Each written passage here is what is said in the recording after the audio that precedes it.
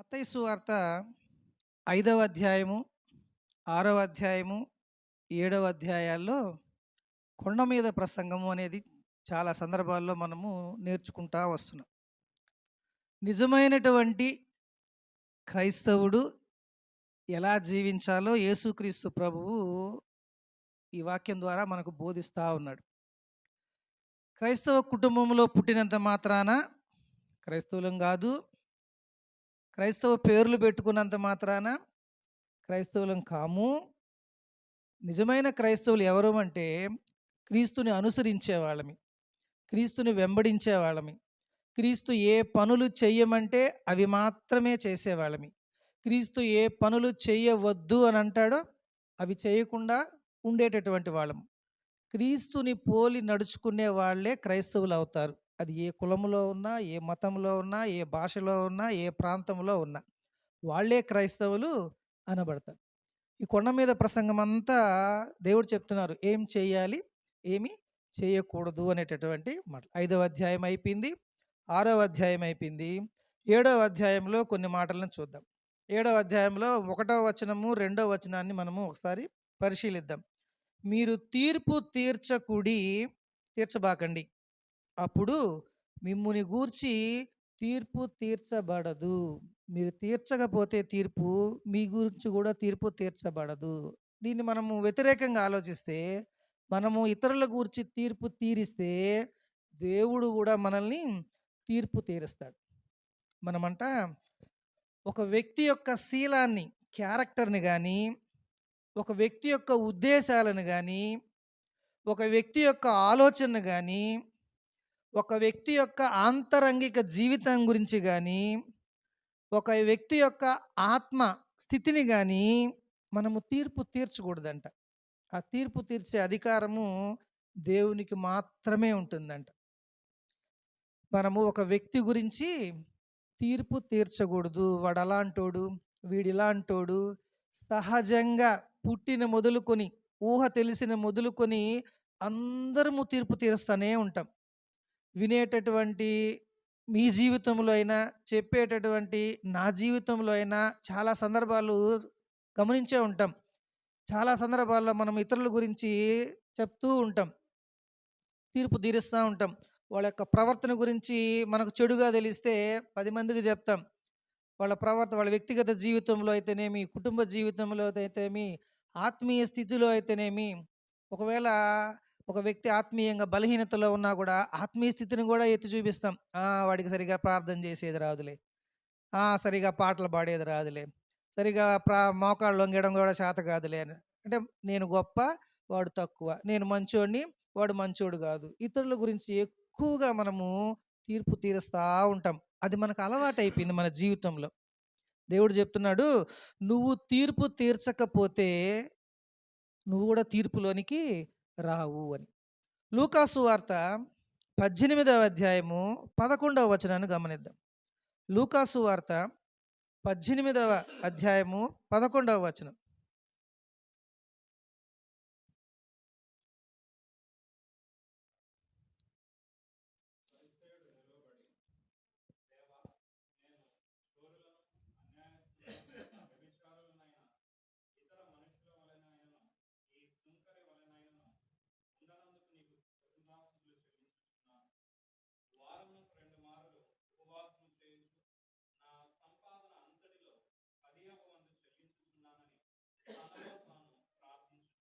చాలు sir, thank you sir.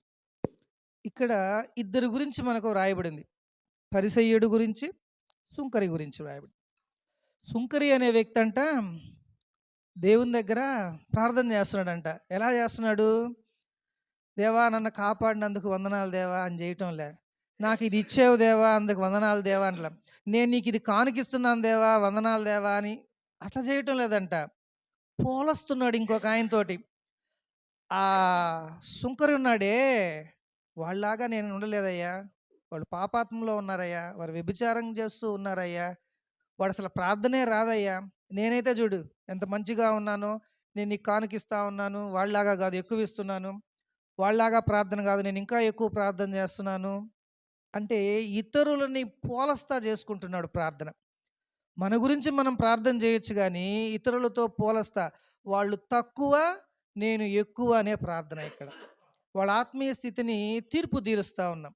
మనం గూడా చాలా సార్లు మనము వ్యక్తిగత జీవితంలో ఇలాంటి మనందరికీ అనుభవం అయ్యుంటది. ఇతరుల గురించి చెప్పేటప్పుడు మనం గూడా చెప్తూ ఉంటాం. మనం గూడా ఇలాంటి పరిసయ్యుల్లాగే ఉంటాం. ఇతరుల విషయాలకొచ్చినప్పటికి నేను మంచోడిని, వాడంత మంచోడు గాదు.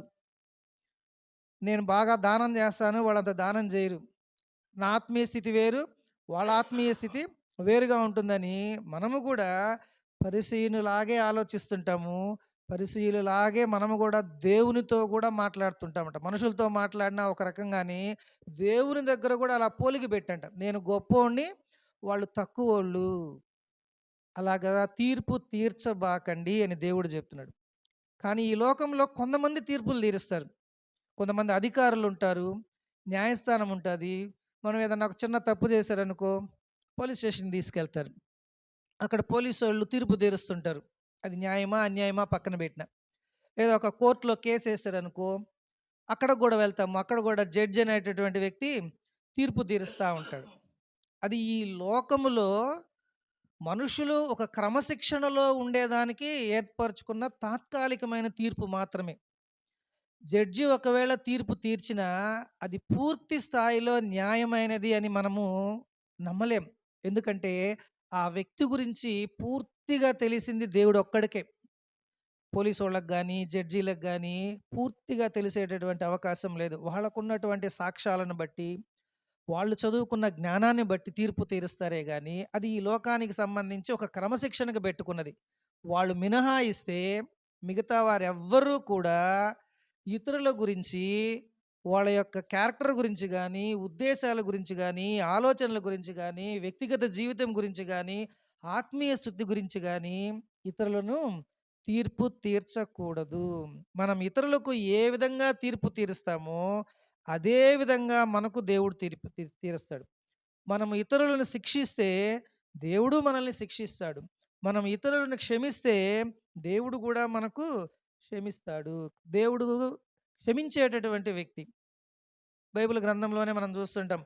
మనం ఇంకనూ పాపులమై ఉండగా దేవుడు మనలను క్షమించెను అన్నట్టు. దేవుడు క్షమించేటటువంటి వ్యక్తి. దేవుడు మనల్ని క్షమించాలంటే మనకుండాల్సిన లక్షణం ఏంటో తెలుసా? మనం గూడా క్షమించే హృదయం కలిగి ఉండాల.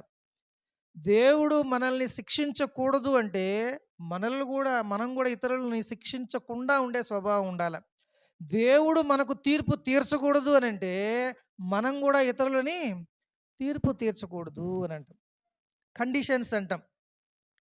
ఈ పని చేస్తేనే ఈ బహుమానము అనేటటువంటిది ఉంటది. బహుమానాలు అనేటటువంటివి జనవరిలో మనకు ఒక అలవాటు ఉంటది మామూలుగా. వాగ్దానాలు తీసుకుంటుంటాం గదా! వాగ్దానాలు తీసుకుంటాం. ప్రతి సంవత్సరం తీసుకుంటాం. బైబిల్‌లో పెట్టుకుంటా ఉంటాం. కానీ వాగ్దానం ఎప్పుడుంటదో తెలుసా? ఒక షరతుంటది. ఈ పని చేస్తే ఈ బహుమానం అని ఉంటది. ఈ పని చేస్తేనే గాని మనము వాగ్దానాలు ముందు గూడా ఉండవు. అది తీసేస్తాము. దేవుడు ఈ సంవత్సరం నిన్ను దీవిస్తాడు. అది మాత్రమే ఉంటది. అది మాత్రమే ఎందుకు దీవిస్తాడు దేవుడు? నువ్వు దేవుడికి నమ్మకంగా ఉండాల. దేవుని పనిలో భారం కలిగి ఉండాలా. ఇలాంటివన్నీ మనం చెయ్యం. షరతుని నువ్వు ఎప్పుడైతే పూర్తి చేస్తావో, అప్పుడు నీకు వాగ్దానాలు అనేటటువంటివి వస్తూ ఉంటాయన్నమాట. కాబట్టి మనం ఇతరులకి తీర్పు తీరిస్తే, మనం గూడా తీర్పులో నిలబడాల్సొస్తది. ఖచ్చితంగా. అది ఎంతటి విశ్వాసైనా. రక్షించబడిన వ్యక్తి అయినా గానీ, దేవుని యొక్క మహా తీర్పు ముందు నిలబడాల్సిందే. ఆ తీర్పులోకి మనం రాగూడదంటే, ఈ లోకములో ఉన్నంతప్పుడు మనం గూడా ఇతరులను తీర్పు తీర్చకూడదంట. సింపుల్ లాజిక్ ఇక్కడ. మనము ఇతరులకు తీర్పు తీర్చకపోతే, మనము తీర్పులో ఉండం. మనము నిద్ర లేసిన కానించి నిద్రబోయేదాకా ఇతరులకి తీర్పు తీరుస్తానే ఉన్నామనుకోండి, దేవుడితో ప్రార్థనలో గూడా వాడిలాగా, వీడిలాగా పోల్చుకుంటా ఉంటే, మనము గూడా తీర్పులోనే ఉంటాము. మనమెంత దానము చేస్తామో, దేవుడు గూడా అంతకంటే అధికంగా ఇస్తుంటాడు. అంటే, మనకి ఈ లోకంలో గూడా ఒక సామెతుంటది. మానవ సేవయే మాధవ సేవ అంటారు. దానర్థమేంటంటే, అది నిన్ను వలే నీ పొరుగు వారిని ప్రేమించండి అనుంటది. మనతో పాటు ఉన్న జనాల్ని మనం ఎప్పుడైతే అర్థం జేసుకొని, ప్రేమిస్తామో, దూషించకుండా ఉంటామో, తీర్పు తీర్చకుండా ఉంటామో, వారి కోసం మనం ప్రార్థన చేస్తూ ఉంటామో, అది దేవుడికిష్టమంట.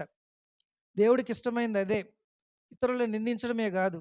వాడు తప్పు చేశాడని మనం వాడిని తిడితే, దేవుని దృష్టిలో మనం గూడా పాపాత్ములమే గదా! దేవుడు మనల్ని ఎందుకు ప్రేమించాలా? మంచోళ్ళమని ప్రేమిస్తున్నాడా? మనం పాపాత్ములమే గదా! పుట్టుకతో పాపం వచ్చుంది. పుట్టిన కాడ్నించి, ఊహ తెలిసిన కాడ్నించి అనేక క్రియల వల్ల పాపం వస్తుంది. మనం ఇంకనూ పాపులమై ఉండగా ప్రేమిస్తున్నాడు. మంచోళ్ళని గదా దేవుడు ప్రేమించాల్సింది. మనం పాపాత్ములమని తెలిసి గూడా, మనము చేయరాని తప్పులు చేస్తున్నామని తెలిసి గూడా, నోటితో అబద్ధాలు పలుకుతున్నామని తెలిసి గూడా, అనేక విధాలుగా దేవునికి వ్యతిరేకంగా ఉన్నా, దేవుడు మనల్ని ప్రేమిస్తానే ఉన్నాడు. దేవుడు మనల్ని కరుణిస్తానే ఉన్నాడు. ఆయన కృప చూపిస్తానే ఉన్నాడు. అది దేవుని ప్రేమ. అది నేర్చుకోవాలంట మనం. అంటే మనం గూడా ఈ లోకంలో ఉన్నప్పుడు, ఇతరుల పట్ల మనం గూడా అలాంటి ప్రేమని కనపరచాలంట. అలాంటి ప్రేమని. వాడు వెధవైనా వెధవ అని అనకూడదు. వాడు చేసేటటువంటి తప్పు కార్యాలైనా అది దేవునితో నువ్వు చెప్పి, ఆ పాపం నుంచి విడిపించయ్యా అనాలే గాని, దాన్ని మనం 10 మందికి విస్తరింపజేయకూడదు. వాడు అలాంటి వాడు, వీడు ఇలాంటి వాడు. మనిషి నుంచి మనిషికి ఒక మాట వెళ్ళిపోతే అది పలు రకాలుగా వెళ్ళిపోతుందంట. నాకు ఒక మాట ఒక వ్యక్తి ఒక మాట చెప్తే, అది నేను 2 రకాలుగా చెప్తా. ఆ రెండో వ్యక్తి, మూడో వ్యక్తికి 4 మాటలుగా చెప్తారు. మాటలు మారిపోతుంటాయి. అసలు విషయం వేరుంటది. చివరికి చేరిన వ్యక్తికి విషయము మరొకలాగా అర్థమైపోయి ఉంటది. సో, ఇతరుల గురించి మనము తీర్పు తీర్చకూడదు. ఇతరుల పట్ల మనం ఏమి చేస్తామో అదే మనకు దేవుడు తిరిగిస్తాడు. మనం తీర్పు తీర్చకపోతే మనకు తీర్పు ఉండదు. మనం ప్రేమిస్తే దేవుడు మనల్ని ప్రేమిస్తాడు. మనం కరుణిస్తే దేవుడు మనల్ని కరుణిస్తాడు. మనం దానం చేస్తే దేవుడు మనకు గూడా ఇస్తుంటాడు. చాలా సందర్భాల్లో చాలామంది క్రైస్తవ జీవితాల్లో కానుకలు ఇవ్వాలా అని చెప్తుంటారు. దేనికి? చర్చికి డబ్బులు లేక కాదు కానుకలు ఇమ్మని చెప్పేది.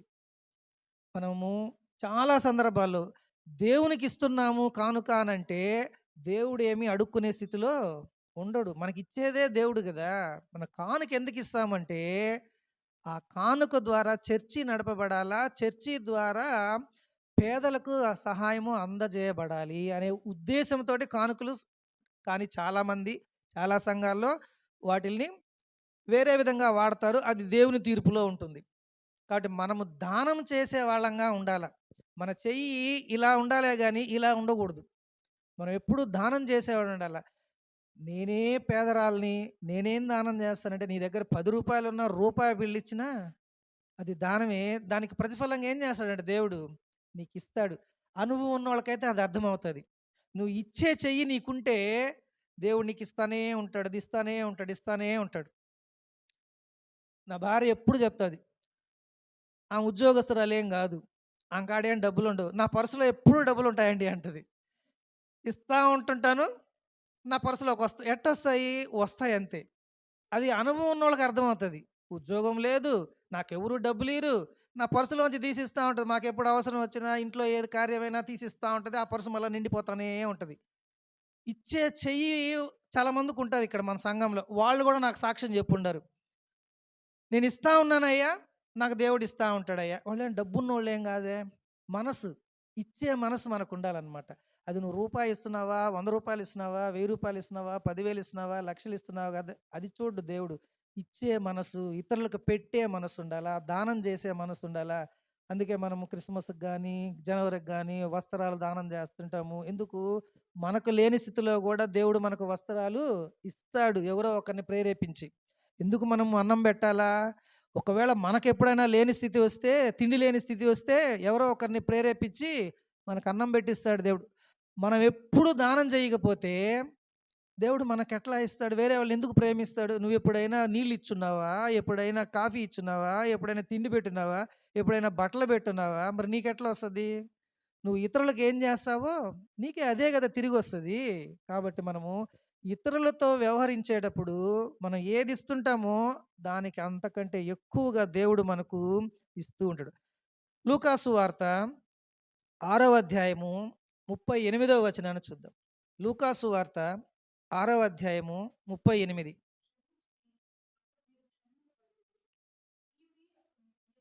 చాలమ్మా. 2 మాటలున్నాయిక్కడ. క్షమించుడి. మనం ఇతరులని క్షమిస్తే దేవుడు మనల్ని క్షమిస్తాడు. నాలో ఏ పాపము లేదు, దేవుడు నన్ను క్షమించాల్సిన అవసరమే లేదు అనేవాళ్ళు ఎవరన్నా ఉంటే చేతులెత్తండంటే, నేను గూడా ఎత్తను. ఎందుకని? తెలిసో, తెలియకో, చూపుల ద్వారానో, మాటల ద్వారానో, చేతల ద్వారానో మనం ఏం చేస్తూ ఉంటాం? అనేక పాపకార్యాలు చేస్తా ఉంటాం. పాపకార్యాలు చేస్తాం. కాబట్టి 100కి 100% మనము పవిత్రమైనటువంటి, పరిశుద్ధులమైనటువంటి వ్యక్తులంగా ఉండలేము ఈ లోకంలో. ఈ లోకంలో తిరుగుతూ ఉన్నామంటే, ఈ లోక మాలిన్యాలు అంటుకుంటానే ఉంటాయి. దేవుడు మనల్ని క్షమించాలంటే ముందు మనం ఏం చేయాలంట? ఇతరులను కూడా క్షమిస్తా ఉండాలా. ఇతరులు కూడా మన పట్ల చాలా దురుసుగా మాట్లాడేవాళ్ళు ఉంటారు. మనకు అన్యాయం చేసేవాళ్ళు ఉంటారు. మనకు నష్టాన్ని కలిగించే వాళ్ళు ఉంటారు. మన గురించి తప్పుగా సాక్ష్యం చేసేవాళ్ళు ఉంటారు. రకరకాలుగా ఉంటారు ఈ లోకంలో. మనల్ని ఏలెత్తి చూపించేవాళ్ళు 100 మంది ఉంటారు. అయినా నువ్వు క్రైస్తవుడుగా, నేను క్రైస్తవుడుగా ఉండాలంటే ఏం చేయాలంట? క్షమించాలంట వాళ్ళు. మనకు నచ్చినా, నచ్చకపోయినా క్షమించాలి. ఎందుకు క్షమించాలంటే, నువ్వు ఇతరులను క్షమిస్తేనే నువ్వు కూడా పాపవే. దేవుడు నిన్ను క్షమిస్తాడు.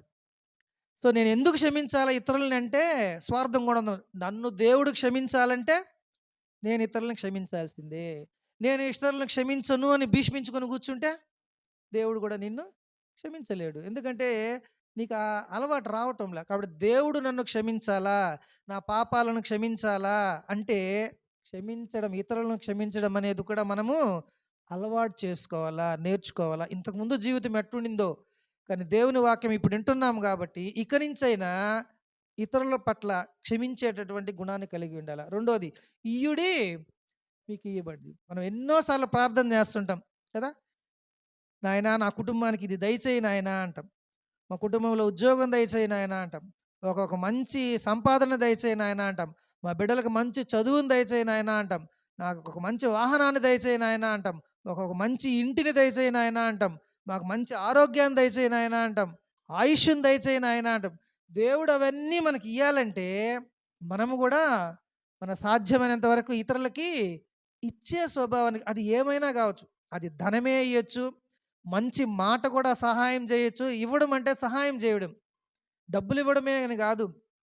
దాహంతో ఉన్న వాళ్ళకి నీళ్ళిచ్చినా, ఆకలితో ఉన్న వాళ్ళకి అన్నం పెట్టినా, బట్టలు లేని వాళ్ళకి బట్టలిచ్చినా, బాధల్లో ఉన్న వాళ్ళకి వాళ్ళ దగ్గరికెళ్ళి ఓదార్చినా, చనిపోయిన వాళ్ళ దగ్గరికి మనం వెళ్తా ఉంటాం. ఎందుకెళ్ళాలా? ఓదార్చాలా. అది మన బాధ్యత. మన క్రైస్తవ జీవితం బాధ్యత. వాళ్ళ దగ్గరికెళ్ళి దిగులు పడవాకండి. దేవుడున్నాడు. దేవుడు చూసుకుంటాడు. దేవుడు ప్రార్థించండి. మేము గూడా ప్రార్థిస్తాము. చనిపోయినప్పుడు మన సంఘమంతా ఎళ్తుల్లా? ఏదో ఎళ్ళాలి గాబట్టి వెళ్ళాలని కాదు. మనము ఇతరుల పట్ల సహాయం జేయడము. మీకేమి ఇబ్బంది లేదు. మీ తరఫున మన దేవుడున్నాడు. మన సంఘమంతా ఉంది. ఒక ఆదరణగా ప్రతిదీ మనము ఏమైతే ఇస్తామో దేవుడు మనకిస్తాడు. నేను చెప్పే మాటలు గాదు. మీరు చదివారు దేవుడి వాక్యంలో. మీరు క్షమిస్తే మీరు క్షమించబడతారు. మీరిస్తే మీకు ఇయ్యబడుతుంది. అంతిమ తీర్పు దినమున రక్షించబడిన వాళ్ళు సహితము తమ కార్యముల నిమిత్తము తీర్పు నొందుటకు నిలువబడెను. కాబట్టి ఈ లోకంలో రక్షించబడినంత మాత్రాన తీర్పు ఏం తప్పించుకోలేం. రక్షించబడిన వాళ్ళు కూడా అంతిమ తీర్పులో దేవుని ఎదుట నిలబడాల్సిందే. అప్పుడు అవన్నీ లెక్కలోకి వస్తాయంట. కాబట్టి జాగ్రత్తగా ఉండాల. మనము పాపికి తీర్పు తీర్చకూడదు గానీ, అతని పాపమును విమర్శించవచ్చు. అది గుర్తుపెట్టుకోవాలి. ఒక వ్యక్తి పాపం చేశాడనుకో, ఒక వ్యక్తి పాపము చేస్తే ఆ వ్యక్తిని తీర్పు తీర్చకూడదంట. పాపాన్ని విమర్శించవచ్చంట. అంటే ఒకడు బాగా తాగేసి వచ్చేసి గొడవ చేస్తున్నప్పుడు వాడు ఎదవా అని అనకూడదు. ఇప్పుడు ఒక తల్లి ఉంది, వాళ్ళ కొడుకు బాగా తాగొచ్చి బయట గలబా చేస్తున్నాడు అనుకో, ఆమె ఏమంటది? ఏమంటది? నా కొడుకు మంచోడేనమ్మా, ఆ తాగడం వల్ల తాగినప్పుడే అంటే ఆమె కొడుకుని ఏమంటాంలే, దేన్ని చూపిస్తుంది? తాగుడిని చూపిస్తుంది. ఆ తాగడం ఉందే అది తప్పు కానీ నా బిడ్డ మంచోడే అంటుంది. ఆ తల్లి మనసు మనందరికీ రావాలంట. ఇప్పుడు నీకు ఎదురుగా ఒక వ్యక్తి ఏదైనా కారణం చేత ఉంటే ఆ వ్యక్తిని మనం దూషించకూడదంట. ఆ పాపాన్ని మనం, అంటే మనం వాడు ఎదవా అనకూడదు. వాడు మంచోడే గానీ, వాడు తాగుతున్నాడే, అది మంచి పని గాదు. వాడు తాగకుండా ఉండాలా? వీలైతే ఆ కుటుంబానికి ఏదన్నా సహాయం చేద్దాము, ప్రార్థిద్దాము, సంఘమంతా కలిసి ప్రార్థిద్దాము. ఇలాగా పాపాన్ని మనం అసహించుకోవాలే గానీ, పాపిని అసహించుకోకూడదు. ఎందుకు? మన దేవుడు గూడా మనం పాపాత్ములమే గదా! మనం ఎదుటి వ్యక్తిని అసహించుకున్నట్టే దేవుడు గూడా మనల్ని అసహించుకుంటే అందరం నరకానికి పోవాల్సిందే. దేవుడు గూడా మనల్ని అసహించుకోడు. మనలో ఉన్న పాపాన్ని అసహించుకుంటాడు. కాబట్టి మనం గూడా ఇతరులకు వెంటనే తీర్పు తీర్చకూడదు. ఆమె వ్యభిచారి, ఆడు తాగుబోతోడు, వాడు దొంగతనం చేసేస్తాడు, వాడు నోటికి ఇష్టానుసారంగా మాట్లాడతాడు. ఎన్నో రకాలుగా చెప్తాం. కాబట్టి ఇతరులను మనకు తీర్పు తీర్చకూడదంట. వాళ్ళలో ఉన్నటువంటి ఆ దుర్వ్యసనాలని బట్టి మనము వాటిల్ని విచక్షణాపరంగా అవి తప్పు అని మాట్లాడాలి. అక్కడ పాపికి తీర్పు తీర్చకూడదు గానీ, పాపాన్ని మనము విమర్శించవచ్చు. 3, 4, 5 వచనాలు చదువుకుందాం. మత్తయి సువార్త 7వ అధ్యాయము 3, 4, 5 వచనం.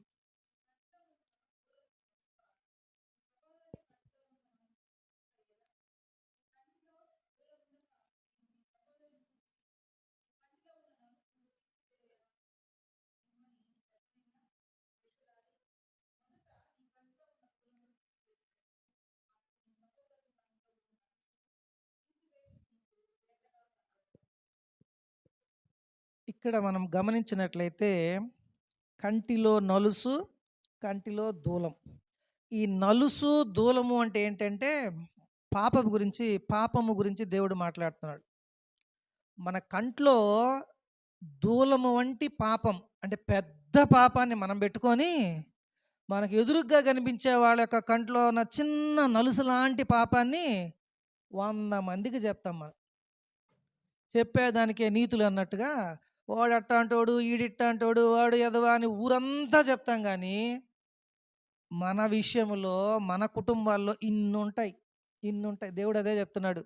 ఇతరుల కంట్లో నలుసుందని నువ్వు చెప్తున్నావు గానీ, నీ కంట్లోనే ఇంత పెద్ద దూలం ఉంది. కాబట్టి నీ కంట్లో దూలాన్ని నువ్వు తీసేసుకుంటే, ఎదుటి కంట్లో వాళ్ళ నలుసు నీకు తేటగా కనిపిస్తది. అదసలు పాపమే కాదనిపిస్తది. కాబట్టి ఊరికే ఇతరుల మీద మనము తీర్పు తీర్చకూడదు.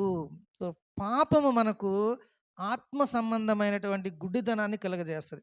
యోహాను సువార్త 8వ అధ్యాయము 1-11 వరకు వచనాలున్నాయి. యోహాను సువార్త 8, 1-11 చదవబడలేదు గానీ, వ్యభిచారం చేయుతున్నటువంటి స్త్రీ పట్టబడితే, ఆ దినాల్లో ధర్మశాస్త్రం ప్రకారము ఆమెనేం జేయాలా?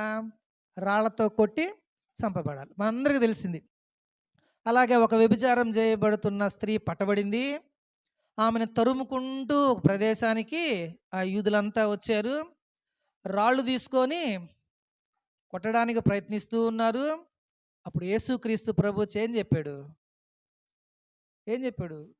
మీలో పాపము లేనివాడు ఎవరో మొదట రాయేయమన్నాడు. ఏం చేశారు అప్పుడు అందరూ? రాళ్ళన్నీ కింద పడేసి వెళ్ళిపోయారంట. అదేందది? ఆమె పాపం చేసింది. ధర్మశాస్త్రం ప్రకారం ఆమెను కొట్టొచ్చు. వీళ్ళందరూ రాళ్ళు ఎత్తుకున్నారు. మీలో పాపం చేయనోడే మొదట రాయేయండంటే ఏసి కొట్టాలి కదా! కొట్టలేకపోయారు. ఎందుకని? అక్కడ ఉన్నోళ్ళందరూ పాపం. అంటే వాళ్ళ దూలము వంటి పాపం పెట్టుకొని, ఎదుటి వ్యక్తి వ్యభిచారం చేస్తుందన్న ఒక నెపంతోటి కొట్టి చంపాలని చూస్తుంటారు. సో, మన జీవితంను కూడా మనం ఒక్కసారి పరిశీలించుకున్నట్లయితే అనేక సందర్భాలుంటాయి. మన వ్యక్తిగత జీవితంలో అయినా, మన కుటుంబ జీవితంలో అయినా మనలో కూడా దూలము లాంటి పాపాలుంటాయి. అయినా మనం చాలా సులువుగా ఇతరులను నిందిస్తూ ఉంటాం. ఇతరులకి తీర్పు తీరుస్తూ ఉంటాము. కాబట్టి ఇతరులకు తీర్పు తీర్చే ముందు ఒక్క నిమిషం మనం ఆలోచించుకోవాలా. ఇది మనం కరెక్ట్ చేస్తున్నామా? కాదా? నేను ఇతరులకు తీర్పు తీరిస్తే దేవుడు నన్ను కూడా తీర్పు తీరుస్తాడు. కాబట్టి ఇతరులను నేను గాని క్షమిస్తే దేవుడు నన్ను కూడా క్షమిస్తాడు. ఇతరుల కోసం ప్రార్థన చేస్తే నా గురించి కూడా ఎవరో ఒకరు ఇతరులు ప్రార్థన చేస్తారు. ప్రార్థన అనేటటువంటిది చాలా అవసరం. మనకు మనం ప్రార్థన చేసుకోవడమే కాదు, మన గురించి కూడా ప్రార్థన చేసే వ్యక్తులు కూడా ఉండాలి. చాలా సందర్భాల్లో సార్ మా ఇంట్లో బాగాలేదు సార్ ప్రార్థన చేయండి సార్. మా కుటుంబంలో బాగాలేదు ప్రార్థన చేయండి సార్. నాకు బాగలేదు ప్రార్థన చేయండి సార్. ఎందుకు అడుగుతుంటాము? మన ప్రార్థన దేవుడు వింటాడు. మన గురించి చేసే ప్రార్థన ఇతరులు వింటారు. సో, ఇతరులు మన గురించి ప్రార్థన జేయాలంటే, మనం ఎవరి గురించన్నా ప్రార్థన జేశామా? ఇదే నువ్వు ఇతరులకేం జేస్తావో నీకు గూడా అదే వస్తది. నువ్వు ఇతరులకు ప్రార్థన జేస్తే, వాళ్ళ కష్ట సమయాల్లో, నీ కష్ట సమయాల్లో కూడా నీ గురించి ప్రార్థన జేసేటటువంటి వ్యక్తుల్ని దేవుడు మాకు లేపుతాడు. కాబట్టి పాపము లేనివాడుగా మనం అందరమీ ఉండడానికి ప్రయత్నించాల. దేవుని రక్తంతో కడగబడుతూ ఉండాల. ఇతరులకు తీర్పు తీర్చుటకు బదులు మనకు మనమే తీర్పు తీర్చుకోవాలి ఫస్ట్. ఇతరులను నిందించకుండా మన వ్యక్తిగత జీవితం ఎలా ఉందో మొదటగా మనం గుర్తించాలి. కొరింథీయులకు రాసిన మొదటి పత్రిక 11వ అధ్యాయము 31వ వచనం. కొరింథీయులకు రాసిన మొదటి పత్రిక 11:31.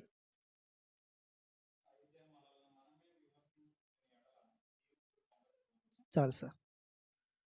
ఇతరులకు తీర్పు తీరిస్తే మనం కూడా తీర్పులోకెళ్తాం. మనము తీర్పు పొందకపోవాలి అనంటే ముందు మనల్ని మనం విమర్శించుకోవాలి. అంటే ఇతరులకు వాడు ఎదవా అని మనం చెప్పడానికి ముందు నేను మంచోడినా కాదా అని ముందు మనం ఆలోచించుకోవాలి. నేను అన్ని విషయాల్లో నేను కరెక్ట్‌గా ఉన్నానా అని ఆలోచించుకుంటే ఇతరులకు తీర్పు తీర్చేయడానికి నోరు రాదు మనకు. కాబట్టి దేవుని వాక్యం చెప్తూ ఉంది. నిజమైనటువంటి క్రైస్తవులముగా మనం ఈ లోకంలో ఉండాలంటే ఇది నేను చెప్తున్న మాటలు కాదు. క్రీస్తు చెప్తున్నట్టు మాటలు. అన్యులైతే తీర్పులు తీరుస్తూ ఉంటారు. వాళ్ళకి తెలియదు కాబట్టి దేవుని వాక్యం తెలిసిన మనము దేవుడు ఏం చెప్పాడో అవి చెయ్యాలా, ఏం చేయొద్దన్నాడో అవి చెయ్యకూడదు. కాబట్టి ముందు ఇతరులకు తీర్పు తీర్చడానికంటే ముందు మనలను మనమే విమర్శించుకోవాలంట. నేను ఈ విషయంలో కరెక్ట్‌గా ఉన్నానా? నేను మంచిగా ఉన్నానా? మంచిగా లేనా? ప్రతి విషయంలో అనమాట. చదువు విషయంలో అయితేనేమి, ఉద్యోగ విషయంలో అయితేనేమి, వ్యాపార విషయంలోనైతేమి, మరేదైనా పని విషయంలో అయితేనేమి, ప్రయాణ విషయంలో అయితేనేమి, కుటుంబ విషయాల్లో అయితేనేమి, వ్యక్తిగత విషయంలో అయితేనేమి, సంఘపక్షంగా అయితేనేమి, ప్రతి విషయంలో మనల్ని మనం విమర్శించుకోవాలా? నేను కరెక్ట్‌గా చేస్తున్నానా? కాదా? ఇది నలుగురికి ఉపయోగపడుతుందా? కాదా? నన్ను వేలెత్తి చూపించే విషయమా? కాదా? ముందు మనల్ని మనము విమర్శించుకుంటే అప్పుడు మనము తీర్పు పొందక పోదుమని దేవుని వాక్యం సెలవిస్తుంది. సో, ఇతరులకు తీర్పు తీర్చడం మానివేస్తే మూడోసారి చెప్తున్నా. ఇతరులకు మనం తీర్పు తీర్చడం మానివేస్తే దేవుని యెడల ప్రేమ, కనికరము, దయ అనేటటువంటివి మనకన్నీ దేవుడు మనకు అనుగ్రహిస్తాడు. కాబట్టి మనల్ని మనము ప్రతి విషయంలో పరిశీలన చేసుకోవాల. అప్పుడు నిజమైనటువంటి దేవుని బిడ్డలంగా ఈ లోకంలో ఎదగగలం. 6వ వచనం కూడా చూద్దాం. మత్తయి సువార్త 7వ అధ్యాయము 6వ వచనం. మత్తయి సువార్త 7వ అధ్యాయము 6వ వచనం.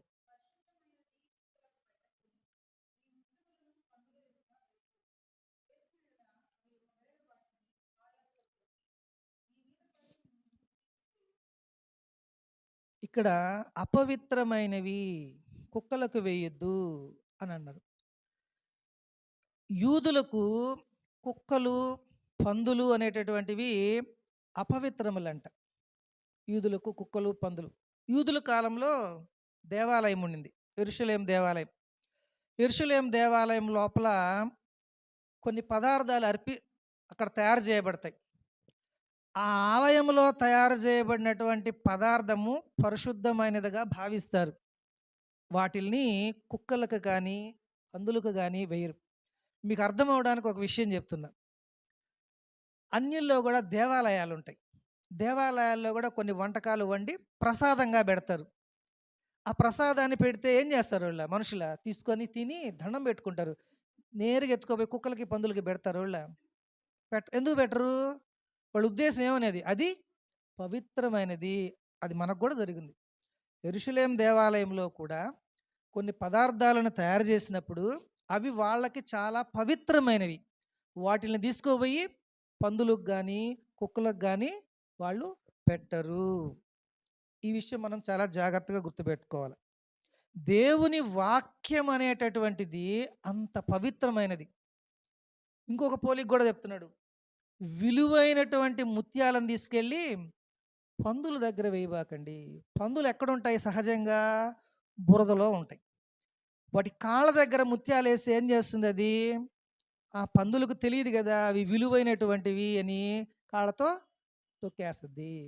కాబట్టి పవిత్రమైనవి అన్నప్పుడు ఇక్కడ మనకు దేవుని వాక్యము. దేవుని వాక్యం అనేది చాలా పవిత్రమైనవి. అలాంటి పవిత్రమైనటువంటి దేవుని వాక్యాన్ని ఎక్కడ పడితే అక్కడ, ఎవరికి పడితే వాళ్ళ దగ్గర బోధించకూడదు అనే విషయం గుర్తుపెట్టుకోవాలి. బోధించకూడదు. దేవుని వాక్యం ప్రకటించబడాలని ఎక్కడ పడితే అక్కడ చెప్పకూడదంట. దేవుని వాక్యం కూడా అనవసరమైన దగ్గర బోధించబడకూడదు. దేవునికి మహిమకరంగా ఉన్న దగ్గర మాత్రమే బోధించబడాల. ఎక్కడ పడితే అక్కడ గూడా. దేవుని వాక్యము నాకొచ్చు గదా! నేను చెప్పగలను గదా! అనేసి, నేను మాట్లాడగలను గదా! అనేసి పందుల్లాంటి వ్యక్తుల దగ్గర కఠిన హృదయం కలిగిన కొంతమంది వ్యక్తులుంటారు. వాళ్ళ దగ్గరికి పోయి దేవుని వాక్యం గాని చెప్తే ముత్యాలను తొక్కినట్టు వాళ్ళు దేవుని వాక్యాన్నే అపహసిస్తా ఉంటారు. ఇప్పుడు టీవీల్లో గాని చూస్తే డిబేట్లు పెడతా ఉంటారు కొంతమంది. క్రైస్తవ మతానికి వ్యతిరేకంగా. మీ బైబిల్‌లో ఎట్టుంది? మీ బైబిల్‌లో ఎట్టుంది? వాళ్ళకి అర్థం కాదు బైబిలు. దేవుని వాక్యాన్ని వాళ్ళకి చెప్పాలని చెప్తే వాళ్ళేం చేస్తుంటారు? వక్రీకరించి బురదలో తొక్కినట్టు తొక్కేస్తా ఉంటారు. దేవుని నామము అపవిత్రపరచడానికి వాళ్ళు చూస్తా ఉంటారు. సో, ఆత్మ సంబంధమైన విషయాలను అటువంటి వారికి బోధించడము నిష్ప్రయోజనము. సో, ఇతరులకు తీర్పు తీర్చకూడదు. వారిని ప్రేమించాలి. వారితో మాట్లాడకపోయినా వారి కొరకు ప్రార్థించి కనికరము చూపాలి. గుర్తుపెట్టుకోవాలి వాళ్ళు. కొంతమంది కఠిన హృదయం కలిగి ఉంటారు. చాలా దుర్మార్గంగా ఉంటారు. మన పక్కింట్లోనే ఒకడున్నాడనుకో. వాడు 24 గంటలు ఎదవ పనులు చేస్తా ఉంటాడనుకో. మనం ఏం చేయబడలే. వాడు ఎదవ, ఎదవ అని 10 మందికి చెప్పాల్సిన అక్కర్లే. వాడితో పోయి మాట్లాడాల్సిన అక్కర్లే. దేవుని వాక్యం చెప్పాల్సిన అక్కర్లే. నీ అనుదిన ప్రార్థనలో వాళ్ళని జ్ఞాపకం చేసుకో. అయ్యా!